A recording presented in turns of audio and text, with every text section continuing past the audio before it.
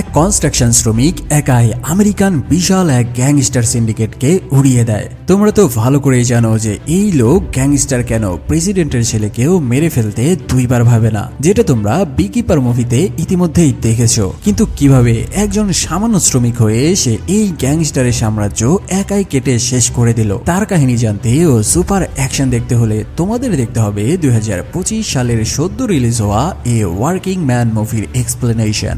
জানি সবাই হয়তো অন্য চ্যানেলে ইতিমধ্যে এই মুভির এক্সপ্লেন দেখে ফেলেছো, তবে বিডি স্টোরি স্টার মানেই করা আর ভাজা ভাজা এক্সপ্লেন, তাই হাতে একটু সময় খরচ করে দেখা শুরু করো আজকের এই এক্সপ্লেন। আশা করি মারাত্মক এনজয় করবে আজকের ভিডিও। আর এই লোকের কোনো মুভির যে ইন্ট্রোর দরকার পড়ে না তা তোমরা সবাই ভালো করেই জানো, তাই চলো সবাই মিলে একটা সাবস্ক্রাইব ঠুকে দিয়ে শুরু করি আজকের এক্সপ্লেন। মুভির শুরুতেই আমরা একটি কনস্ট্রাকশন এরিয়া দেখতে পাই, আর এখানে সবার মতো সামান্য শ্রমিক হিসেবে কাজ করে টাকমাতার এই লোক, যার নাম আমরা জানতে পারি কেট। এখন তোমরা ভাবছো এই লোক তো সামান্য শ্রমিক হওয়ার কথা না, মানে ভেতরে অবশ্যই কোনো কাহিনী রয়েছে। হ্যাঁ, কাহিনী তো আছেই, তবে সেটা একটু পরে বলছি যে কেন সে সামান্য শ্রমিক সেজে থাকার অভিনয় করে যাচ্ছে দিনের পর দিন। এই কনস্ট্রাকশন সাইটে যতগুলো শ্রমিক আছে কেট সবাইকে বন্ধুর মতো ভালোবাসে, তাদের বিপদে আপদে সে সবাইকেই সাহায্য করে। তাই এখানের সবাই কেটকেও তার নিজের বাসা থেকে আনা ভালো ভালো খাবারগুলো অফার করে খাওয়ার জন্য, মানে কেটের জন্য এই কাজের জায়গায় হলো তার পরিবারের মতো। সেদিনের মতো কাজ শেষ করে কেট তার বসের কাছে যায় আজকের কাজের রিপোর্ট জমা দিতে।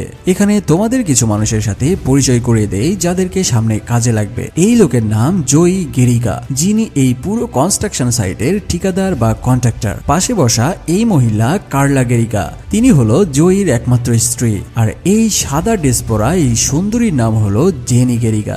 নাম শুনেই বুঝতে পেরেছো যে এই জেনি নামের মেয়েটি হলো জয়ী ও কার্লার একমাত্র মেয়ে। ভাইরে ভাই, এই একটা মেয়ের জন্য আমেরিকার পুরো একটা গ্যাংস্টার সিন্ডিকেট খুব খারাপ পরিস্থিতির কবলে পড়ে যায়। আর তাদের অবস্থা যে কি হয়েছিল সেটা দেখার পরে তোমার আত্মাও কেঁপে উঠবে। তো চলো এবার সেই কাহিনী দেখে আসা যাক। রিপোর্ট জমা দিয়ে কেট বাহিরে আসতেই ঠিক সেই সময়ে এলাকার কিছু পাতি নেতা সেখানে চলে আসে আর কনস্ট্রাকশন সাইডে থাকা লোকদের কাছ থেকে চাঁদা দাবি করে। চাঁদা না পেয়ে তারা সামনে যাকেই পাচ্ছে তাদেরই ধরে মারধর শুরু করে। আর তাদের ভাগ্য এতই খারাপ যে তারা সেই লোককেই ধরে যে একটু আগেই কেটকে নিজের খাবার খেতে দিয়েছিল। বুঝতেই পারছো তাদের সাথে এখন কি হতে চলেছে। কেট আস্তে করে তার ফাইল রেখে দেয় আর সেখান থেকে একটি স্টিলের বালতি তুলে নেয়। এবার সে সামনে যেয়ে গুন্ডাদের জানায়, আমার বন্ধুকে ছেড়ে দে আর এখান থেকে চুপচাপ চলে যা। কিন্তু কে শোনে কার কথা? গুন্ডাগুলো যেই উল্টাপাল্টা বকা শুরু করে, কে তার হাতে থাকা বালতি দিয়ে উরুম ধুরুম কাঁদানো শুরু করে। কিন্তু সেখানে গুন্ডাদের আরো ভ্রাইবাদার আসা শুরু করলে কেট এবার তার হাতে পিন গান তুলে নেয় আর সবাইকে জানিয়ে দেয়, আমি 3 গোনার মধ্যে যদি এই এলাকা ফাঁকা না হয় তবে এই গানের প্রত্যেকটা 12 ইঞ্চির পিন তোদের বুকে ঢুকতে থাকবে। ফলে তারা পরিবেশ খারাপ দেখে সেখান থেকে চলে যেতে বাধ্য হয়।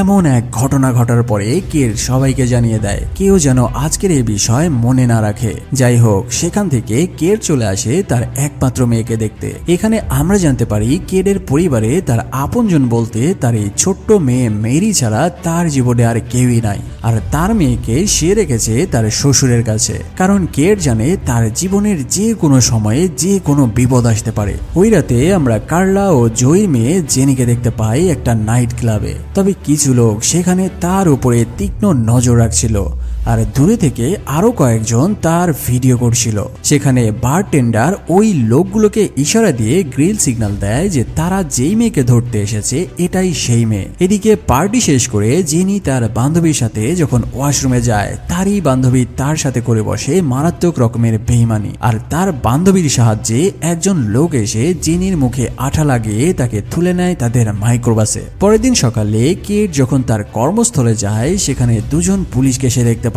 কেট ভাবতে থাকে হয়তো কাল গুন্ডাদের পেটানোর দায়ে পুলিশ তাকে আজকে ধরতে এসেছে। তবে কিছু পরে জয়ী ও কার্লা কেটকে ডেকে জানায় যে গতকাল রাতে কিছু ছেলে পেলে এসে তার মেয়ে জেনিকে ধরে নিয়ে গেছে। তারা থানায় কমপ্লেন করার পরেও তারা কোনো অ্যাকশন নেয়নি, বরং তারা এটা বলে গেল যে তোমার মেয়েকে যারা তুলে নিয়ে গেছে তারা দেশের খুবই ভয়ানক মাফিয়া, যাদের উঠা বসা মন্ত্রী মিনিস্টারের মতো লোকদের সাথে। তাই পুলিশ এখানে কিছুই করতে পারবে না, সেটা সাফ জানিয়ে দিয়ে গেছে। হয়েছে, তাই কেট যেন তার মেয়েকে ছাড়িয়ে আনে। আসলে এখানে আমরা জানতে পারি যে কেট একসময় ছিল আমেরিকান স্পেশাল ফোর্সের সদস্য, আর এই জয়ী ও কার্লাও কেটের অতীত সম্পর্কে খুব ভালো করে জানে যে কেট কি ভয়ানক জিনিস ছিল। তবে কেটের সাথে কি ঘটেছিল যার কারণে সে নিজেকে সবার কাছ থেকে আড়াল করে রেখেছে তার কাহিনী একটু পরে তোমরা জানতে পারবে। আগে দেখে নাও কেট এই মাফিয়াদের সাথে কি করতে চলেছে। জয়ীর এসব কথা শুনে কেট তাদের সরাসরি না বলে দেয়। তখন জয়ী কেটের হাতে 2 বান্ডিল টাকা ধরিয়ে দেয় আর কেটকে রিকোয়েস্ট করে, প্লিজ আমার মেয়েকে ফিরিয়ে দাও। টাকা দেখেও কেট জানায়, আমি বুঝতে পারছি তোমাদের মনের কষ্ট, কিন্তু আমি চাই না আমার আগের জীবনে ফিরে যেতে, কারণ আমার লাইফের সাথে আরো একটি লাইফ জড়িয়ে রয়েছে, আর সে হলো আমার একমাত্র ছোট্ট মেয়ে, আর আমি ছাড়া তার জীবনে কেউই নাই। জয়ী বলে ওঠে, যদি তোমার মেয়ের সাথেও ভবিষ্যতে তারা এমন কাজ করে তাহলেও কি তুমি চুপ থাকবে? এই কথা শুনে কেটের মাথায় রক্ত উঠে যায়, আর সে ওই 2 বান্ডিল টাকা তুলে নিয়ে সেখান থেকে চলে যায়। সেখান থেকে বেরিয়ে কেট আসে তার পুরান এক বন্ধুর বাসায়। তার এই বন্ধু একসময় তারই সাথে স্পেশাল ফোর্সে ছিল, তবে এক মিশনে তার এই বন্ধু তার 2 চোখ হারায়, কিন্তু এখনো তার নিশানা রয়েছে একদম আগের মতোই নিখুঁত। কেট এসে তাকে এই সকল ঘটনা জানিয়ে জিজ্ঞেস করে যে এই আকাম শহরের কোন পোলাপাইন করতে পারে। কেটের বন্ধু গানি তাকে জানায় এই শহরে বর্তমানে অনেকগুলো গ্যাংয়ের উদ্ভব ঘটেছে, আর এই কাজ সেই গ্যাংদের মধ্যে কে করেছে সেটা নিখুঁতভাবে বলা মুশকিল। তবে গানি তাকে বলে কেট যদি এই মিশন শুরু করতে চায় তবে তাকে সেই নাইট ক্লাব থেকেই শুরু করতে হবে যেই নাইট ক্লাব থেকে জেনি গায়েব হয়েছে। ফিরে আসার সময় কেট গাড়িতে থাকা নিউজ পেপারের হেডলাইন থেকে জানতে পারে যে সেদিন রাতে জেনি এক্স্যাক্ট কোন ক্লাবে গিয়েছিল। এবার কেট সেখানে যায় আর একদম ঘাপটি মেরে বসে সবার গতিবিধি নজরদারি করতে থাকে। কেট দেখতে পায় এই বারের বারটেন্ডার খুব গোপনে তার কিছু পার্সোনাল কাস্টমারকে টাকার বিনিময়ে ড্যান্ডি সাপ্লাই দিচ্ছে। কেট বুঝতে পারে যে সবার আগে এই শালাকেই জবাই করতে হবে। সে উঠে বাইরে চলে আসে আর সেখানে দেখতে পায় বাইরের সিসিটিভি ক্যামেরার তার ইতিমধ্যেই কেটে রাখা হয়েছে, মানে জেনিকে তুলে নেওয়া ছিল একটি কোল্ড প্ল্যানেট মিশন। সেখানে সে একটু দূরেই জেনির কানের দুলের একটি অংশ খুঁজে পায়, তবে সেখানে সে কোনো ধরনের স্ক্রিনকেট না করে সেখান থেকে চলে আসে। গভীর রাতে বার ক্লোজ করে সেই বারটেন্ডার তার গাড়িতে এসে বসলে আমরা তার গাড়ির পেছনে একটি জিপিএস ট্র্যাকার দেখতে পাই, আর তার ঠিক পেছনের গাড়িতেই আমরা কেটকে দেখতে পাই যে এতক্ষণ ধরে তার জন্য বাহিরে অপেক্ষা করছিল। কেট সেই জিপিএস ফলো করে করে সেই লোকের বাসার সামনে চলে আসে। গাড়ি থেকে নেমে সে আগে সেই জিপিএস ট্র্যাকারটি খুলে তার নিজের প্যান্টের পকেটের মধ্যে তুলে নেয়। এবার আস্তে করে দরজার লকে মাস্টার কি লাগিয়ে দরজা খোলার চেষ্টা করে, আর এদিকে ভেতরে দেখা যায় সেই বারটেন্ডার ডেন্ডি খেয়ে নেশার মধ্যে বুঁদ হয়ে রয়েছে। কেট ভেতরে এসে তার দিকে শটগান তাক করে তাকে হোস্টেস করে নেয়। এবার জেনির ছবি দেখিয়ে তাকে জিজ্ঞেস করে, তোর কাছে মাত্র 3 সেকেন্ড সময় রয়েছে, বল এই মেয়েটিকে এখন কোথায় রাখা হয়েছে। কিন্তু এই লোকটি কেটকে আম পাবলিক মনে করে উত্তর দেয়, জেনিকে আমি খেয়ে ফেলেছি, তাতে তোর সমস্যা কি। কেট তাকে তুলে নিয়ে ফেলে দেয় বাথটবের মধ্যে আর ট্যাপ ছেড়ে দিয়ে তাকে থেরাপি দিতে থাকে। তবে ঠিক ওই সময়ে আরো 2 জন কাস্টমার চলে আসে তার থেকে ড্যান্ডি নিতে। তারা এসে সেই লোককে বাহির থেকে ডাকা শুরু করলে এদিকে এই লোকও চেঁচিয়ে তাদের বাঁচাতে বলে। যখন কেট বুঝতে পারে পরিবেশ খারাপ দিকে চলে গেছে, সে ওই লোককে তার সামনে হোস্টেস করে দেয় আর তাকে দিয়ে দরজা খুলতে বলে। আর সেই নতুন 2 জন এসে কিছু না দেখেই সেই বারটেন্ডারের বুকে বাস ফায়ার করে বসে। আর এই সুযোগে কেট তার শটগান দিয়ে একে একে ফাটাফাট শট করে 2 জনকেই উড়িয়ে দেয়। এমন আকস্মিক ঘটনার জন্য কেট মোটেও উপস্থিত ছিল না, ফলে সে আগে খুঁজে দেখতে থাকে যে সে যাদের মেরে ফেললো তারা আসলে কারা। তাদের একজনের বুকে এক ট্যাটু দেখেই কেট বুঝে যায় যে সে যাদের মেরেছে তারা একটি রাশিয়ান গ্যাংয়ের সদস্য।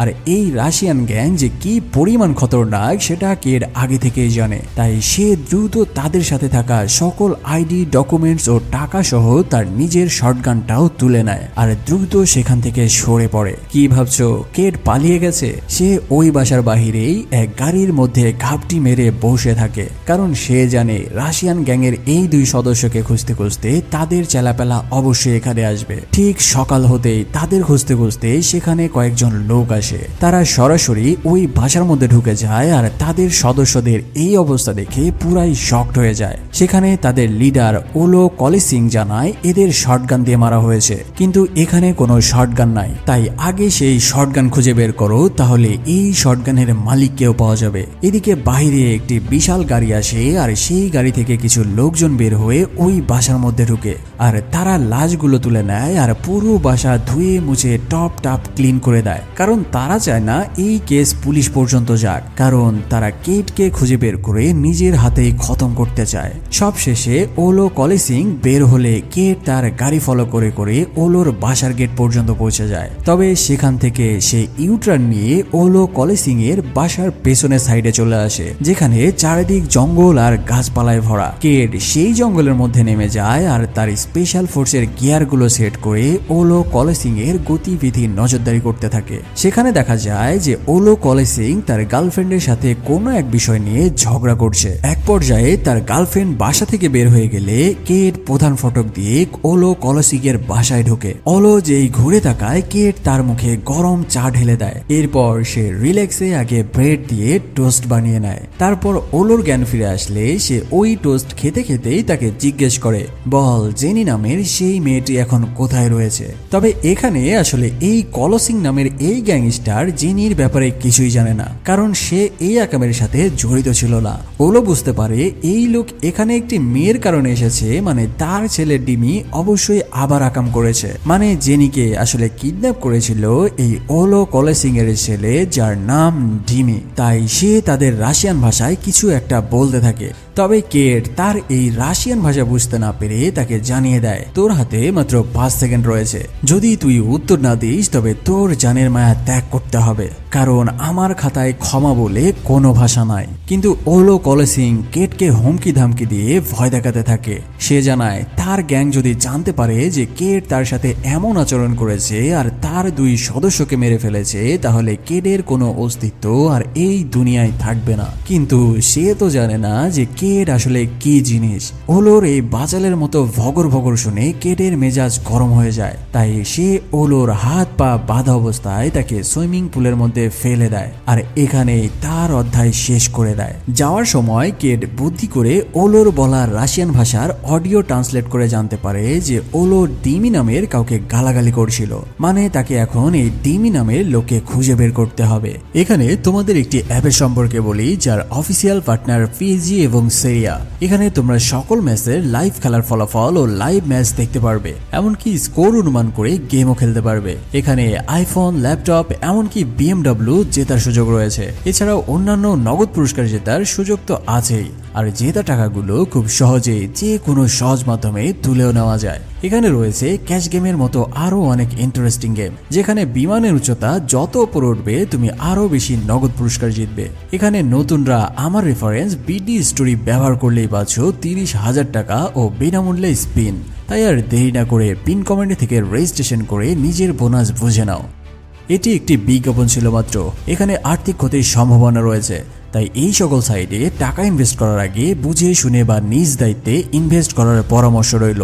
এদিকে ওলোর কোনো সাড়া না পেয়ে তার বাসায় চলে আসে এই রাশিয়ান গ্যাংয়ের মেইন লিডার যার নাম সাইমন। এই প্রথমবার কেট একটি প্রমাণ রেখে যায়, সেটি হলো সিসিটিভি ফুটেজ। সাইমন নামে সেই গ্যাংস্টার সিসিটিভি ফুটেজ দেখে তার 2 ছেলেকে হুকুম করে যেভাবেই হোক এই লোককে তার সামনে চাই। এখানে আমরা জেনিকে দেখতে পাই, যাকে একজন মেয়ে এসে প্রতিনিয়তই টর্চার করছে আর খাবার হিসেবে তাকে বাসি রুটি খেতে দেয়। যাই হোক, এদিকে আমরা কেটকে দেখতে পাই যে এবার সরাসরি তার এক বন্ধুর হেল্প নেয়, যে আমেরিকার FBI এর সক্রিয় সদস্য। এখানে কেটের এই বন্ধু তাকে জানায় সে যদি ডিমি নামে সেই গ্যাংস্টারকে খুঁজে পেতে চায় তবে তাকে একটি গ্যাংয়ের মধ্যে ঢুকতে হবে, যারা এই শহরে বাইকার্স গ্যাং নামে পরিচিত। তবে কেটকে খুব সাবধানে কাজ করতে হবে, কারণ এই গ্যাংয়ের আস্তানায় কথার চেয়ে বন্দুক চলে বেশি। যাই হোক, কেট এই সকল ইনফরমেশন নিয়ে সোজা চলে আসে সেই বাইকার্স গ্যাংয়ের আস্তানায়। সেখানে সে সরাসরি এই গ্যাংয়ের লিডার ডাচের সামনে চলে আসে। তবে ডাচ বুঝতে পারছিল না যে সে আদৌ কোনো পুলিশের লোক কিনা। এছাড়াও ডাচ ভাবতে থাকে কেট হয়তো আমেরিকান স্পেশাল ফোর্সের সিক্রেট এজেন্ট, তাই সে তার গ্যাং ব্যাংকে লাগিয়ে দেয় কেটের বডি তল্লাশি করতে। কিন্তু কেট তাদের সবাইকে একে একে ধরে খেলানো শুরু করে, কারণ তার বডিতে হাত দেওয়া তার মোটেও পছন্দ না। যাকে যেভাবে পারছে সে মেরে শুইয়ে দিতে থাকে। একজন কাঁচের বোতল তুলে মারতে গেলে সে ওই বোতল তারই মাথায় মেরে সেটা প্রায় তার গলার মধ্যে ঢুকিয়ে দিবে। এবার বাইকার্স গ্যাংয়ের লিডার ডাজ তাকে থামতে বলে। কেডের এই অরুণ ধারম ক্যালানো দেখে ডাজ কেডকে পছন্দ করে ফেলে। তাই সে জিজ্ঞেস করে যে তুমি এখানে কেন এসেছো। কেড জানায় আমি তোমাদের সাথে ড্রাগসের বিজনেস করতে চাই। প্রতি মাসে আমার মোটা পরিমাণ ড্যান্ডি লাগবে আর তার বদলে তোমরা মোটা পরিমাণ টাকাও পাবে। এই কথা শুনে ডাজ কেডকে তার কিছু লোকজনের কাছে পাঠায় আর তারা সেই ড্রাগের টাকা নিয়ে তাকে একটি চাবি ধরিয়ে দেয়। কেড জিজ্ঞেস করে আমার ড্রাগস কোথায়। তারা জানায় তুমি গাড়িতে বসো, সময় মতো তোমার মাল পেয়ে যাবে। কেড যখন ফিরে আসছিল তারা ফোন করে জানিয়ে দেয় যে তুমি যে ড্রাগস গুলো কিনলে সেগুলো তোমার গাড়ির নিচেই রয়েছে, চেক করে নাও। এই কাহিনী দেখে কেড বুঝতে পারে এই গ্যাং খুব কৌশলে কাজ করে, তাই তাকে আরো নিখুঁত প্ল্যান সাজাতে হবে। অন্যদিকে আমরা সেই লোককে দেখতে পাই যেদিন ক্লাব থেকে জেনিকে তুলে নিয়ে গেছিল। এখানে তারা দুজনেই জেনিকে একটি সুটকেসে পুরে তাদের ডেলিভারি দিতে এসেছে। আসলে তারা একটি হিউম্যান ট্রাফিকিং র্যাকেট চালায় আর সেদিন কাস্টমারের জন্যই তারা জেনিকে তুলেছিল। তবে সেই কাস্টমার যেই সুটকেসের চেইন খুলে জেনি তার গালে কামড় দিয়ে তার মাংস তুলে নেয়। আর এদিকে ডাজ কেডের কাছে কল করে জানায় সেদিন কেডের এই অ্যাটিটিউডের জন্য তাদের মেইন বস বেশ ইমপ্রেস হয়েছে। তাই তাদের বস চায় কেড যেন তার দলে সামিল হয়, কারণ তার দলে এরকমই ওয়ান ম্যান আর্মি দরকার। তাই ডাজ জানায় খাল যেন সে ভালো স্যুটবুট পরে তার দেওয়া ঠিকানায় চলে আসে। কেড তো এরকম কিছুর জন্যই অপেক্ষা করছিল। তাই সে পরের দিন স্যুটবুট পরে বের হয় আসল বসের সাথে দেখা করতে। নির্দিষ্ট লোকেশনে আসার পরে প্রায় কয়েক প্রকার সিকিউরিটি পার করে একজন কেডকে নিয়ে আসে তার বসের কাছে। বসের সামনে যাওয়ার আগে তাকে আরো একবার ফাইনাল চেক করা হয়। এরপর ফাইনালি সে এসে বসে এই মুভির মেইন ভিলেন আর এই রাশিয়ান গ্যাংয়ের আসল লিডারের সামনে। আর এই গ্যাংস্টারের নামই হলো ডিমি। মনে আছে ওলো কলিসিং নামের এক গ্যাংস্টার সেদিন তার ছেলেকে রাশিয়ান ভাষায় গালাগালি করছিল? হ্যাঁ, এই ডিমি হলো সেই গ্যাংস্টার ওলো কলিসিং এর একমাত্র ছেলে। এখানে আরো ইন্টারেস্টিং বিষয় হলো এই ডিমিও কিন্তু তার বাবার হত্যাকারীকে খুঁজে বেড়াচ্ছে। কিন্তু ডিমি জানে না যে তার সামনে যেই লোকটা বসে আছে সেই তার বাবাকে মেরে দিয়েছে। এখানে আরো একটি তথ্য জানিয়ে দেই, সেটা হলো জেনিকে যেই গ্যাং কিডন্যাপ করেছে সেই গ্যাংটাও চালায় এই গ্যাংস্টার ডিমি। মানে বুঝতেই পারছো এবার খেলা জমে একদম ক্ষীর হয়ে উঠেছে। যাই হোক, কেড দেখতে পায় এখানের সিকিউরিটি গুলো সবাই তাদের গানে হাত দিয়ে রেডি হয়ে আছে, মানে এখানে কোনো ঝামেলা করা যাবে না। কেডকে সামনে রেখে ডিমি কেডের পরিচয় জানতে চায়, তাই সে কেডের ড্রাইভিং লাইসেন্স দেখতে চায়। কিন্তু কেড তো আর এত কাঁচা খেলোয়াড় না, সে আগে থেকেই একটি নকল ড্রাইভিং লাইসেন্স সাথে নিয়ে এসেছিল যেখানে তার নাম লেখা ছিল উইলিয়াম। যাই হোক, কেডের সাথে কথা বলে কেডের এই সিরিয়াস আর আক্রমণাত্মক অ্যাটিটিউড দেখে ডিমি বেশ ইমপ্রেস হয় আর তাকে দলে জয়েন করার জন্য প্রপোজাল দেয়। কিন্তু কেড তার কঠিন অ্যাটিটিউড দিয়ে তার সেই প্রপোজাল রিজেক্ট করে দেয়। আর সে জানায় আমি এখানে বিজনেস করতে এসেছি, কারো গোলামি করতে নয়। আমার 60 কোটি টাকার মাল লাগবে, যদি পারো তবে কথা দাও। কেডের এই অ্যাটিটিউড দেখে ডিমি তো দূর, ডাচও টাচি খেয়ে বসে। এত বিপুল পরিমাণ মালের অর্ডারে ডিমির মাথা ঘুরে যায়। তাই সে আর কোনো কথা না বাড়িয়ে কেডের সাথে হাত মিলায় আর ডিল ফাইনাল করে দেয়। আর এদিকে কেড সেই মালগুলো কিনে এনে টয়লেটে ফ্লাশ করে নষ্ট করে দিতে থাকে। মানে জাস্ট চিন্তা করো, কোটি কোটি টাকার মাল সে নিমিষেই শেষ করে দিচ্ছে জাস্ট একজন মেয়েকে খুঁজে পেতে। এভাবে কিছুদিন যাওয়ার পরে যখন কেড জেনির কোনো খোঁজ পাচ্ছিল না, একদিন সে বাসায় বসে সেদিন ক্লাবে জেনির ফোনে তোলা তার সকল ফটোগুলো দেখতে থাকে। আর এখানেই সে আসল কাহিনী ধরতে পারে। জেনির সেলফিগুলোতে দেখা যায় একজন লোক তাকে পেছন থেকে অনেকক্ষণ ধরেই ফলো করছিল, কিন্তু সে তো এই লোককে আগে কোথাও দেখেনি। কিন্তু কেডের বুদ্ধি তো কড়া লেভেলের। সে ওই দিন বারটেন্ডারের বাসায় তাকে মেরে আসার সময় তার ফোন সাথে নিয়ে এসেছিল। সে ওই ফোন খুঁজতে এবার এখানে তথ্য পায় যে সেই বারটেন্ডার এই লোককে মেসেজ করে জেনির সকল আপডেট দিচ্ছিল। আর সে এটাও জেনে যায় যে সেই বারটেন্ডার আর এই লোক একটি স্যালুন নামের ক্লাবে নিয়মিত যেত। ফলে কেড বেরিয়ে যায় সেই ক্লাবের খোঁজে। আর সেখানে পৌঁছে সে যেই নেমে ভেতরে যেতে শুরু করে, আর এদিকে সিসিটিভি ফুটেজ দেখেই একজন মেয়ে কেডকে চিনে ফেলে। ফলে সে কল করে বসে সাইমনের দুই ছেলেকে। এদিকে কেট বুঝতে পারে যে সে ইতিমধ্যেই কট খেতে বসেছে, তাই সেখানে সে কোনো ঝামেলা না করে দ্রুত একটি বাইক নিয়ে সরে পড়তে থাকে। তবে সাইমনের দুই ছেলে তাকে ধাওয়া করতে করতে একটি জঙ্গলের রাস্তায় ঢুকে পড়তেই হঠাৎ সেখানে কেটের অ্যাক্সিডেন্ট হয়ে বসে একটি পেট্রোলিংরত পুলিশের গাড়ির সাথে। কিন্তু এখানে সব থেকে বড় টুইস্ট হলো এই পুলিশ ছিল সেই গুন্ডাদের টাকার কুকুর। ফলে সে কেটকে মেরে আবারও তুলে দেয় সাইমনের দুই ছেলের হাতে। কিন্তু এটা যে কি পরিমাণ একটা বড় ভুল সিদ্ধান্ত ছিল সেটা তো আর তারা জানে না। কেট গাড়ির মধ্যেই তার হাত ছাড়িয়ে নিয়ে শুরু করে তাদের দুই ভাইকে কঠিন ধলায়। এক পর্যায়ে একজন গান বের করলে ধস্তাধস্তি করতে যেয়ে গুলি যে লাগে ড্রাইভারের মাথায়, আর গাড়ি নিয়ন্ত্রণ হারিয়ে উল্টে পড়ে রাস্তার পাশে। তবে এখানে কাউকে কোনো সুযোগ না দিয়ে কেট সেই গান তুলে নেয় আর ফাটাফাট শুট করে দুই ভাইয়ের চ্যাপ্টার একসাথে খতম করে দেয়। এরপর সেই গাড়ি আস্তে আস্তে ঠেলে পাশের নদীর মধ্যে ডুবিয়ে দেয়। পরে সিনে দেখা যায় সাইমন তার দুই ছেলের ডেড বডি খুঁজে এনেছে, আর একসাথে দুই ছেলেকে এমন অনাকাঙ্ক্ষিত ভাবে পটল তোলা দেখে কষ্টে আর রাগে ফুঁসতে থাকে। সে তার দুই ছেলের হাতে চুমু দিয়ে শেষ বিদায় জানিয়ে দেয়, আর সেই সাথে সবাইকে বলতে থাকে 24 ঘন্টার মধ্যে আমার ছেলের খুনিকে আমার সামনে চাই, নয়তো আমি সবাইকে মেরে মেরে আমার মনের রাগ মিটাবো। অন্যদিকে আমরা দিমি ও তার দলের সেই কিডন্যাপার ভাইপারকে একসাথে দেখতে পাই। এখানে দিমি ভাইপারের একটি আঙুল কাঁচির মধ্যে রেখে বলে, সামান্য একটা মেয়েকে সামলাতে পারিস না, ধান্দা তাহলে কিভাবে চলবে। তবে সে ভাইপারকে এবারের মতো ক্ষমা করে দেয় আর জেনিকে মেরে কোথাও ফেলে দিতে বলে, কারণ এই মেয়ে হয়তো তাদের জন্য বিপদের কারণ হতে পারে। কিন্তু বোকা দিমি তো বুঝতেই পারেনি যে তার সব থেকে বড় বিপদ ইতিমধ্যেই তার জীবনে ঢুকে পড়েছে। এদিকে সাইমন তার আরো পার্টনার নিয়ে জরুরি একটি মিটিং বসায়। সেখানে সে তার ছেলে হারানোর বেদনার কথা জানিয়ে বলে, যেভাবেই হোক সেই খুনিকে আমার চাই।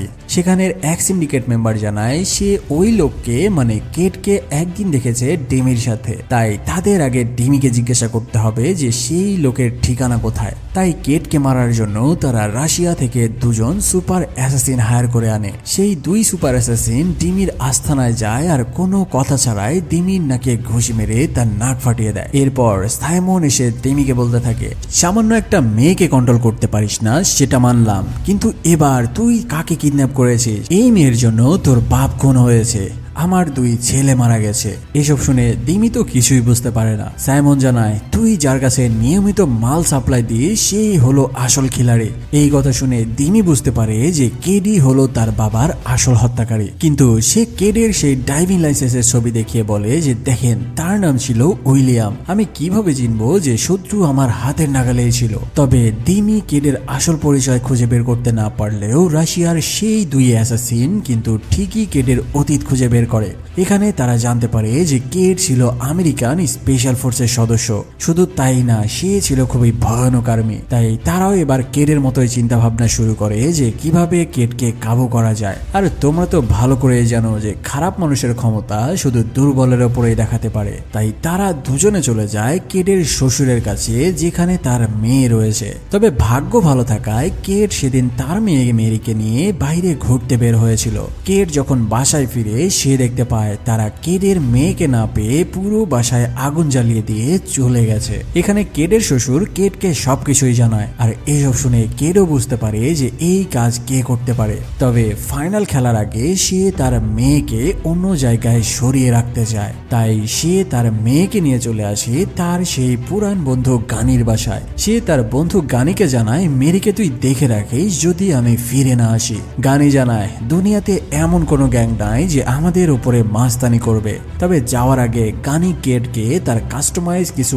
ওয়েপেন দিয়ে দেয়, আর সেগুলো চেক করার সময় জানায়, দুদিন পরে আমার বিয়ের অ্যানিভার্সারি, সময় মতো চলে আসিস, একসাথে পার্টি হবে। মানে গানি ভালো করে জানে যে কেট তাদের অবস্থা কি খারাপ করতে পারে। কেট দুই ব্যাগে মেশিন লোড করে নেয় আর যাওয়ার আগে তার মেয়েকে কথা দেয় যে দুদিন পরেই সে ফিরে আসবে, আর সে ফিরে না আসা পর্যন্ত এই আঙ্কেল তার দেখাশোনা করবে। সেই রাতে দেখা যায় ভাই ভাইপার জেনিকে জঙ্গলে নিয়ে যাচ্ছে মেরে ফেলার জন্য। তবে গাড়ির মধ্যে জেনি ধস্তাধস্তি শুরু করে দেয় আর গাড়ির নিয়ন্ত্রণ হারিয়ে গাছে ধাক্কা খায়। আর এই সুযোগ কাজে লাগিয়ে জেনি গাড়ি থেকে নেমে পালাতে সক্ষম হয়। তবে কিছু দূর যেতেই সে পড়ে যায় একটি পুলিশের গাড়ির সামনে। কিন্তু এই পুলিশকে তো তোমরা জিততেই পেরেছো। হ্যাঁ, এটা সেই পুলিশ যে এই গ্যাংয়ের হয়ে কাজ করে। ফলাফল সে জেনিকে হেল্প করার নামে ভুলিয়ে ভালিয়ে নিয়ে আসে আবারও ভাইপারের সামনে আর তাদের হাতেই তুলে দেয়।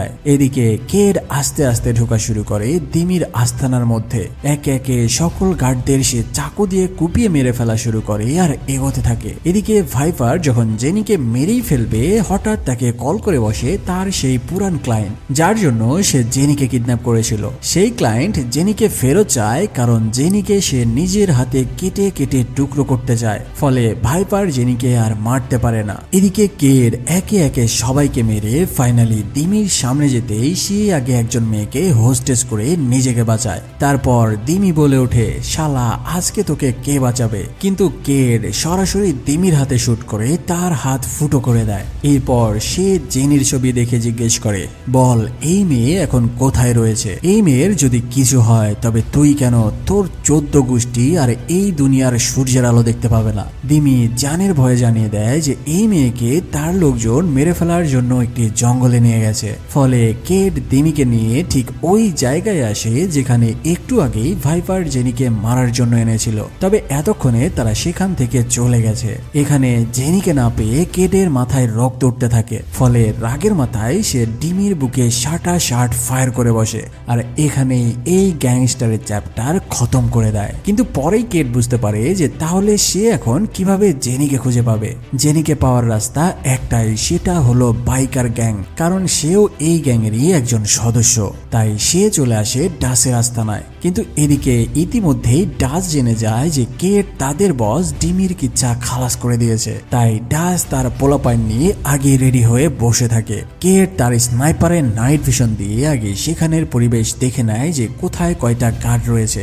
এরপর সে একে একে ধরতে থাকে আর একজন একজন করে সবাইকে শুয়ে দিয়ে দিয়ে ভেতরে যেতে থাকে। অন্যদিকে আমরা জেনিকে দেখতে পাই যাকে ভাইপার ধরে এনেছে সেই ক্লায়েন্টের কাছে। জেনিকে হাত পা বেঁধে সেই ক্লায়েন্ট জেনির দিকে চাকু নিয়ে আগানো শুরু করে, কারণ সে জেনির উপরে সেদিনের প্রতিশোধ নিতে চায়। আর এদিকে কেড হাতের গ্রেনেডের পিন খুলে ছুড়ে মারে মানুষ ভর্তি ক্লাবের মধ্যে। সেখানে কেডের সাথে চলতে থাকে দুই পক্ষের কঠিন লড়াই। কিন্তু কেড কাউকে শুট করে কাউকে বা চাকু দিয়ে কেটে মেরে ফেলা শুরু করে। কিন্তু এভাবে কিছুক্ষণের মধ্যেই সেখানে বাইকার্স গ্যাং এর লিডার ডাচ কেডের সামনে চলে আসে আর তার উপরে ঝাঁপিয়ে পড়ে।